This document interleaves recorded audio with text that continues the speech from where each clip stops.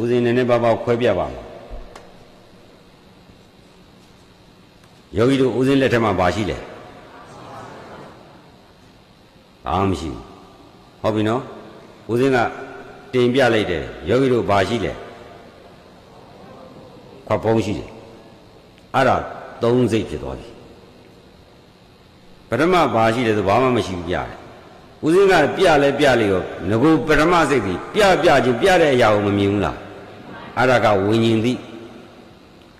ကရိယာအပြာကတကုသိုလ်အာကုသိုလ်ကောင်းတယ်ဆိုတယ်မပါတဲ့သိကများအသိအဲ့ဒီအသိပြီးတော့နောက်အသိကခွဲကြတယ်ဘာလဲလို့ကွဲပြားအောင်ခွဲကြတာတသိအဲ့ဒါကပညာသိနောက်ဆုံးကြတော့ဘာလို့လဲခွက်ဖုံးဆိုတာတင်ညာသိယောဂီတို့ဒီဥပမာလေးနဲ့ဒီအချက်ကအလွန်ရေးကြည့်ပါတယ်အတိကဝิญဉ်တိကိုပြောတာလား